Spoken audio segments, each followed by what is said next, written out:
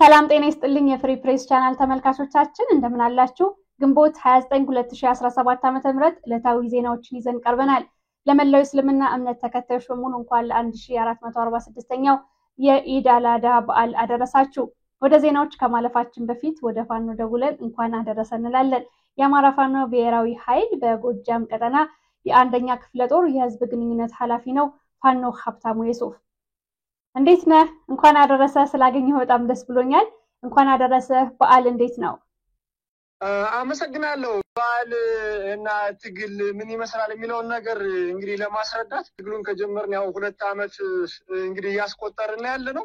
ማከል እንደ አንድ እስልምና እምነት ተከታይ አማራ ፋኖ ብሔራዊ ኃይል ውስጥ በርካታ እንቅስቃሴዎችን እያደረግን እንገኛለን። ነገር ግን ያው እንግዲህ ከኔ የተሻሉ በርካታ እውቀትም አቅምም ያላቸው በተለያዩ ክፍለ ጦሮችና እዞች ላይ ይገኛሉ።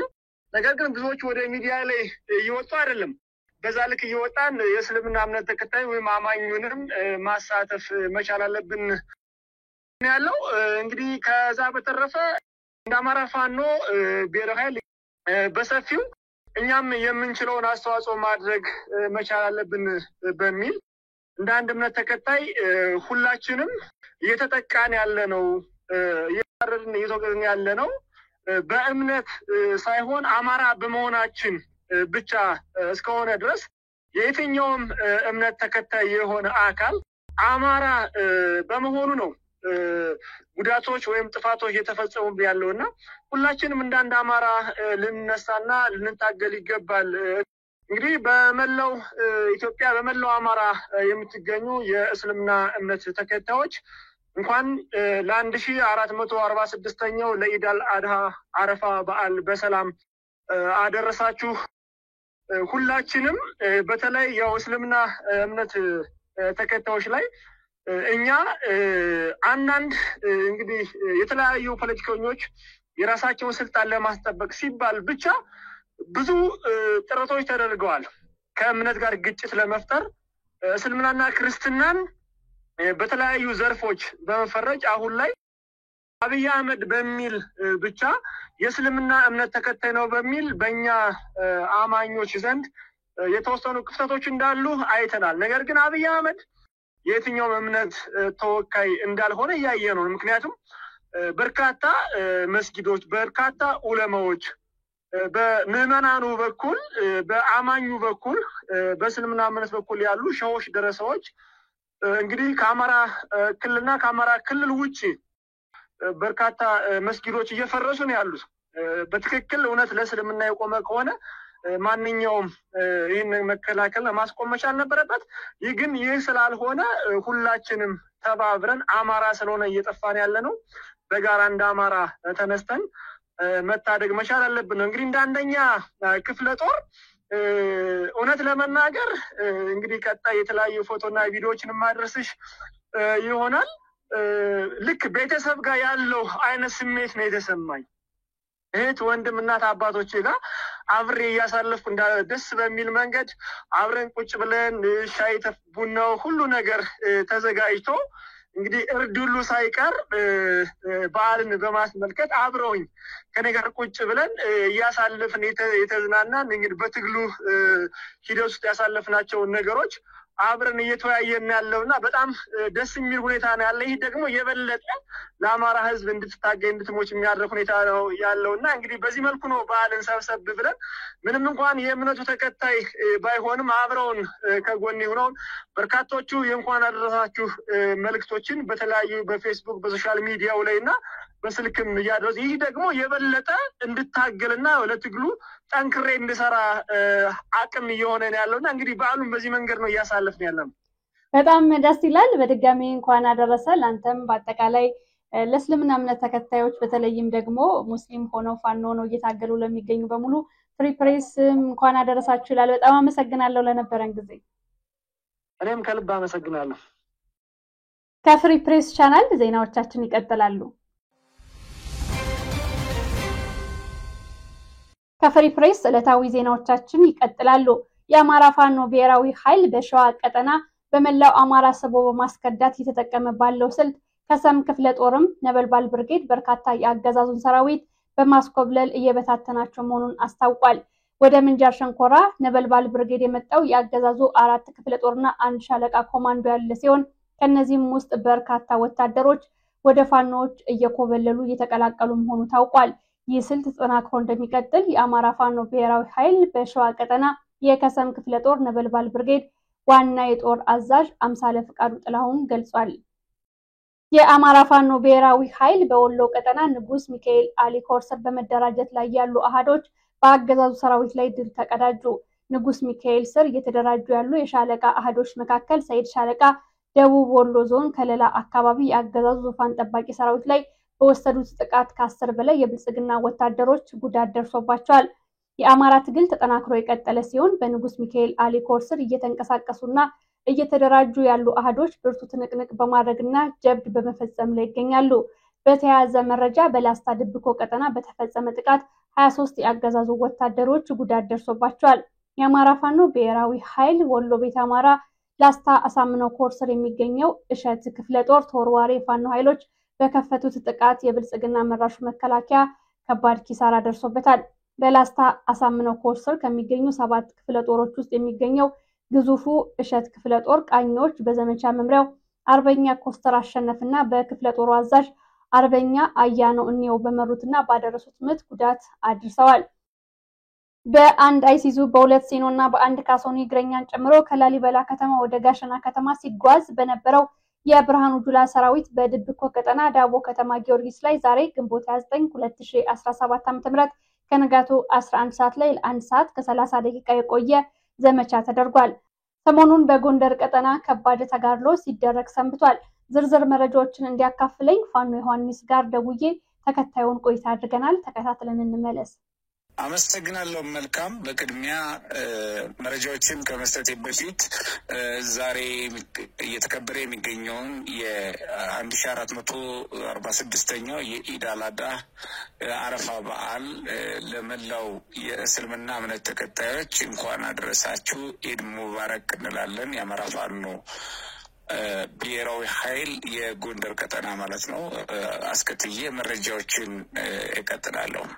ከሰሞኑ በተከታታይ 72 ሰዓታት ውስጥ በጎንደር ማዕከላዊ የጎንደር ቀጠና እንደዚሁም ደግሞ ምዕራባዊ፣ ሰሜናዊና ደቡባዊ የጎንደር ቀጠናዎች ላይ በጥቅሉ ወታደራዊ ጥቃቶችን በማድረስ ኢላማቸውን ያሳኩ እንቅስቃሴዎችን ሰንብተናል። ዛሬም ትናንትም እንደቀጠሉ ነው አውደ ውጊያዎች በተለያዩ ቦታዎች። በዋናነት በማዕከላዊ የጎንደር ቀጠና የአገዛዙ አስቦት የነበረውን የፖለቲካ አስገዳጅ ሰልፍ በተመለከተ እና አዳራሽ ስብሰባ፣ ልዩ ልዩ ፌስቲቫሎችና ትርኢቶችን የአደባባይ ትርኢቶች እንዳይደረጉ ማድረግ የተቻልንበት ኦፕሬሽኖችን በተደጋጋሚ በልዩ ልዩ ቦታዎች ላይ በማድረግ ጠላትን ሙትና ቁስለኛ ከማድረግ ወይም ምርኮ የጦር መሳሪያዎችን ከማድረግ በላይ የስነ ልቦና ጥቃት ከማድረስ አቅዶችን የነበሩትን የአደባባይ አስገዳጅ ሰልፎችን እና የጎንደር ታመሰግናለች በሚል አርእስት አዘጋጅተውት የነበረውን ፕሮግራማቸውን ዝግጅታቸውን ለዝግጅቱ ብዙዎች ከወጡ ከደከሙበት በኋላ ከስራውቃቸውን ሸክፈው ባለስልጣናቶቹም እንዲበተኑ የተደረገበት የተጠና ኦፕሬሽን ማስችለናል ማለት ነው። በጎንደር ማዕከላዊ ጎንደር ቀጠና እንደዚሁም ደግሞ በደቡብ ጎንደር በሰሜኑ የጎንደር ክፍልና እንዲሁም በምዕራባዊ የጎንደር ክፍሎች የቀጠለው መደበኛ የወደ ውጊያ እንቅስቃሴያችን ድል መቀዳጀት የቻልንባቸው ናቸው ማለት ነው። በጣም አመሰግናለሁ። አሁን ያለው ሁኔታ ምን ይመስላል? ውጊያዎቹ ጋብ ብለዋል? ዘመቻው አልቋል? አሁን በአንዳንድ ቦታዎች ዛሬ ከሰዓት ጋብ ያለባቸው አሉ። ሆኖም ግን ወታደራዊ እንቅስቃሴያችን በሁሉም ቀጠናዎች አጠናክረን ነው የምንቀጥለው። ጋብ ያለባቸው ቦታዎች ደግሞ ኢላማቸውን ታርጌታቸውን መጥተው አላማችን ማሳካት የቻልንባቸው ቦታዎች ጋብ ያሉ አሉ። ሆኖም መደበኛ የትግል እንቅስቃሴያችን ደግሞ አጠናክረን እንቀጥላለን። ሰፋፊ ወደ ውጊያዎች በማድረግ አገዛዙን ከቀጠና የማዘበት እንቅስቃሴያችን እያጠናከርን የምንቀጥል ይሆናል። እነዚሁም ላትን ወይ ኃይል ለማፍረስ ለመናድ ለማዳከም እንቅስቃሴውን ለመገደብና አጠቃላይ ቁመናውን ለመረበሽ እንዲሁም ደግሞ እንትን የሚያስችሉ የተጠኑ ወታደራዊ እንቅስቃሴዎችን በጎንደር አጠናክረን እንቀጥላለን። በጣም አመሰግናለሁ ስለሰጠኝ መረጃ። አመሰግናለሁ። መልካም ጊዜ። መረጃዎቻችን ቀጥለዋል። ግንቦት 29 2017 ዓ.ም ከፍሪ ፕሬስ ዕለታዊ ዜናዎችን እየተመለከታችሁ ትገኛላችሁ። የአማራ ፋኖ ብሔራዊ ኃይል በጎጃም ቀጠና ያካሄዳቸውን ተጋድሎዎች እንመለከታለን። መረጃውን ያደረሰን የአማራ ፋኖ ብሔራዊ ኃይል በጎጃም ቀጠና ምክትል የህዝብ ግንኙነት ኃላፊው ነው ፋኖ እስቲበል አለሙ ነው። ፋኖ እስቲበል በቅድሚያ ለአማራ ህዝብ ብላችሁ በየጫካው ዋጋ እየከፈላችሁ ለምትገኙ የፋኖ አባላት ሙስሊም ወንድሞቻችንና ለመላው የእስልምና እምነት ተከታዮች በሙሉ እንኳን ለአረፋ በዓል በሰላም አደረሳችሁ ኢድ ሙባረክ ብሏል። ወደ አውደ ውጊያ መረጃዎች ስናልፍ የተፈራ ዳምጤ ሁለተኛ ክፍለ ጦር የመብረቁ ተፈራ ብርጌድ ዛሬ በአገዛዙ ኃይል ላይ ጥቃት ሰንዝሯል። ከባህር ዳር ከግንዶይንና ደብረ ወርቅ ከአዴት ጎንጅ ቆለላ ተሰባስቦ መብረቁ ተፈራ ብርጌድ ላይ ጫና ለመፍጠር በሜካናይዝድ እየተመራ የመጣው የብልጽግና ቡድን በመብረቁ ተፈራ ፍሬዎች ተመቷል። አስተሪዮ ከተማ ላይ የአገዛዙ ኃይል በግዴታ ህዝቡን ለመሰብሰብና ቀጠናውን ሰላም አድርጊያለሁ ብሎ የተረካ ፕሮፓጋንዳ ለመስራት ሙከራ ያደረገ ቢሆንም በአማራ ፋኖ ብሔራዊ ኃይል ጎጃም ቀጠና ዮሐንስ አለማየሁ ብርጌድና መብረቁ ተፈራ ብርጌድ በጥምረት በሰሩት ኦፕሬሽን ያገዛዙ እቅድ ከሽፏል። የብልጽግና አገዛዝ ተሸንፎ እየተመለሰ ባለበት ሰዓት በንጹሃን ላይ በዘፈቀደ በከባድ መሳሪያ ጥቃት መፈጸሙንና ጉዳት ማድረሱን ተገልጿል። በዚህም በተፈጸመ ጥቃት የአማክሶስ ማርያም ቤተክርስቲያን አገልጋይ የሆኑ አንድ መነኩሴ እንዲሁም በከብቶች ላይ ጉዳት ደርሷል። በተመሳሳይ ዛሬ እንሽባራ ጥቁር እንጨት አካባቢ የእስልምና እምነት ተከታዮች የአረፋ በዓልን ለማክበር ደፋ ቀና በሚሉበት ወቅት አንዲት ሙስሊም እናት ከ22 ዓመት ልጇ ጋር እንዲሁም አንድ 43 ዓመት የሚጠጋ ሙስሊም በድምሩ 3 የእስልምና እምነት ተከታዮች በግፍ አገዛዙ ኃይሎች። በሌላ መረጃ የአማራ ፋኖ ብሔራዊ ኃይል በጎጃም ቀጠና የሶስተኛ ወይም የአገው ምድር ክፍለ ጦር ጊዮን ብርጌድ ግትም ሻለቃ አርጌው ከተማ መሽጎ በነበረው የአገዛዙ ኃይል ላይ ጥቃት ፈጽሟል። የአርበኛው የጥሩ ሸጋ ልጆች ጊዮን ብርጌድ ግትም ሻለቃ በዛሬው ዕለት ሁለት ያገዛዙን ተላላኪ ኃይሎች እስከ ወዲያኛው ሸኝተዋል። የአናብስቶቹን ምት መቋቋም ያቃተው አገዛዙ እግሬ አውጪኝ ብሎ ሸሽቷል። በተመሳሳይ የጊዮን ብርጌድ መብረቁ ሻለቃ ፋኖች ዛሬ ከቀኑ 9 ሰዓት ሰከላ ወረዳ ግሽ አባይ ከተማ ጥቃት በመፈጸም ከግሽ አባይ ከተማ ወደ አርጌው ከተማ ባይሱዙ መኪና ተጭኖ ሲጓዝ በነበረው የአገዛዙ ኃይል ላይ ጉዳት አድርሰዋል። በርካታ የብልጽግና ኃይሎች ፋኖን እየተቀላቀሉ ነው። በዛሬው ዕለት ግንቦት 29 2017 ዓ.ም የብልጽግና አገልጋይ የሆኑ ሁለት ሚሊሻዎች ከአምበር ከተማ በመውጣት ወደ ሐዲስ ዓለማየሁ ወይም 7ኛ ክፍለ ጦር ደጃዝማች ተርላጓሉ ብርጌድ በመሄድ ተቀላቅለዋል። ስማቸው መንግስቱ ተፈራና ውበቴ አበበ ይባላሉ። ወደ ጊዮን ብርጌድ የገቡ የአገዛዙ ኃይሎችም 3 መሆናቸው ታውቋል። ከአገዛዙ ወጣው ፋኖን የተቀላቀሉ እድሜያቸው የ16 ዓመትና የ17 ዓመት ታዳጊ ሲሆኑ ከተለያዩ መዝናኛ ቦታ እንዲሁም ከትምህርት ቤት አፍኖ እንዳመጣቸው ገልጸዋል። የኮሎኔል ታደሰ ሙሉነ ብርጌድ አለማየሁ ከቤ ሻለቃ 6 የአገዛዙ ሰራዊት ተቀላቅለውታል። ዛሬ እንግዲህ የአረፋ በዓል ነው። ባለፉት 7 ዓመታት በወለጋ የሚኖረው በተለይም የሙስሊሙ ማህበረሰብ ተደጋጋሚ ጥቃት እየተፈጸመበት እንደሆነ ይታወቃል። ዛሬ ወደ ወለጋ ደውላለሁ። ያለፉት 7 ዓመታት በዓል እንዴት አለፈ፣ እንደዚሁም ያላችሁበት ሁኔታ ምን ይመስላል ስል ጠይቄያለሁ። እንከታተል። ሰላም ወንድሜ እንዴት ነህ? ሰላም እንዴት ናቸው? አለን ሰላም ነን። እንኳን አደረሰ። እንኳን አብሮ አደረሰን። እንዴት ናቸው? ለሁላችሁም እንኳን አብሮ አደረሰ ማለት ፈልጋለሁ። በጣም እናመሰግናለን። እንግዲህ ባለፉት 7 ዓመታት ለወለጋ ጨለማ ነበሩ። እንደው በዓል እንዴት ነው የሚያልፈው? አሁንስ ያለበት ሁኔታ ባጠቅ ኑሮ እንድትነግረኝ ነው የደወልኩልህ። ምን ይመስላል? የመከራ ዘመናት ታውጀዋል። እነዚህ የመከራ ዘመናት ደግሞ ባለ እርዳታ እየከሸፉ ቢቀጥሉም አሁንም መንግስት መራሽ ስለሆኑ ሽብሮቹ፣ ጥቃቶቹ የመንግስት ሰራተኞች የተጨመሩበት አመራሩ የተጨመረበት ጥፋት ስለሆነ መከራው ሊቆም አልቻለም። መሳሪያ ያላችሁ አምጡ ይባላል። መሳሪያ ያላችሁ አምጡ፣ የለንም ሲሉ መንደሩን ያቃጥላሉ። ሽፍታ አለ ይላሉ፣ እንደዛ ያለ ይላሉ፣ እንደዛ ያለ ያሉ የተለያየ አጀንዳ እየፈጠሩ ብቻ አማራው የተለያየ መከራ እየደረሰበት የተለያዩ በደሎች እየተፈጸመበት ነው ያለ። እየገደሉ ነው ያሉት ማለት ነው። ደካማ ጠንካራ ሳይሉ ሁሉንም መጀመሪያ በጫካው ተመሃኛ፣ አሁን ደግሞ መልሰው በከተማ በአመራር ደረጃ ሆኗል ጥቃቱ ማለት ነው። እና በአጠቃላይ መንግስት ራሱ የሚያስፈጽመው ሽብር ስለሆነ የወለጋ ችግር ሊቆም አልቻለም። የሚቆምም አይመስልም ሁኔታው ሲታይ። በአጠቃላይ መንግስት ራሱ ነው የሚከውነው እዛ ቦታ ላይ። አንድ ሲል ግንቦት 7 ሲል እያለ ብዙ ሰዎችን ደብድቧል። እንደገና ደግሞ አሁን ለሚፈጽማቸው ስራዎች አሁን በአሁኑ ሰዓት በወለጋ ላይ በአማራው ላይ እየፈጸመ ላለው ጥቃት ምንድን ነው? ማልበሻው ክልል ሊጠይቁ ነው፣ ራስን በራስ የማስተዳደር የመገንጠል ጥያቄ ጠያቂዎች ናቸው እያለ እያዳፈነ አማራውን እንደ ልቡ እንዲደበድብ እንደዚህ ከሆነማ መመታት ይገባቸዋል የሚል በሌላ በሪፖርት እነሱ ስለሆነ የሚያቀርቡ ማለት ነው። እነሱ ግን ለሚያጠፉት ሚሊሾቻቸው እነሱ አሁን ልዩ ኃይል ጠፋ ተበተነ ምናምን ይባላል። ጋቻና ስርና ሴሬፔሎላ እንግዲህ ወደ 3-4 አይነት ስማቸውን ቀያይረው ልዩ ኃይል ሌላ ስም ተሰጥቶት አማራውን እየወጋ ነው ያለው። እና በአጠቃላይ ነገሩ ሲጠቃለል ምንድን ነው ይሄ ችግር መንግስት ወለድ። ለምሳሌ ክረምት ላይ ወባ እንደሚጠረጠረው የወለጋም ችግር መንግስት መራሽ ነው። አማራን በማጥፋቱ ውስጥ እጁ ባይኖርበት ኑሮ እስካሁን የአማራው ችግር ይቆም ነበር። ሸኔውን ታግሎ አማራው ሸኔውን ከላዩ ላይ ሲከላከል ደግ ተከላከላችሁ ሳይሆን ለምን ተከላከላችሁ ብሎ ነው እያሰረ እየገደለ ያለው። የተለያየ ስም እየሰጠ እየለጠፈ እያስለጠፈ በተለያየ አይነት ሽብሮችን እየፈጸመ ነው ያለው። እና መከላከያ አሰሳ ብሎ በጎን ይወጣል። እነዚህ ሬፔሎላ ጋቸና ስራ ይባሉ ደግሞ በጎን ይሄዳሉ። እነሱ ግድያ እናሰራውን ንብረት ማውደሙን እነሱ ከኋላ ይቀጥላሉ። የወለጋ አማራ በአጠቃላይ እንደ አማራ ሙስሊም ክርስቲያን ሳይባል የህልውና አደጋ ውስጥ ነው ያለው በአጠቃላይ ማለት ነው። እኔ በአጠቃላይ አሁን የማስተላልፈው መልእክት ምንድን ነው?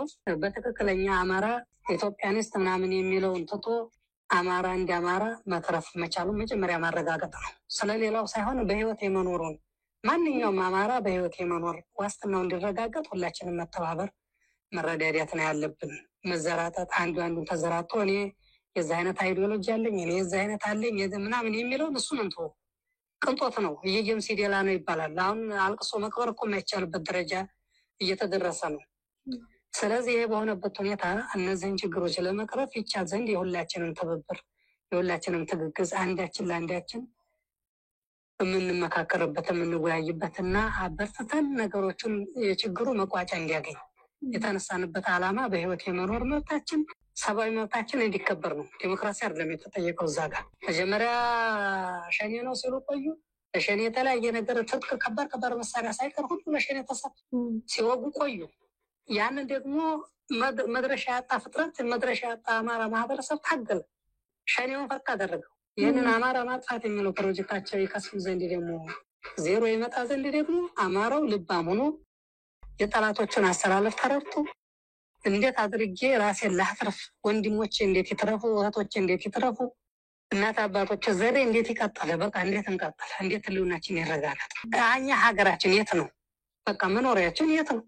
እኛን አላስኖረን ያሉት ክፍሎች ደግሞ እኛን መኖራችንን ኑሩ፣ በቃ ኑሩ፣ መብታቸው ነው። ይቅርታ ተሳስተን የነካናቸው ማለት መቻል አለባቸው። ነክተናቸው ወይ ተበድለው ወይ ደግሞ ተደርሶባቸው አይደለም።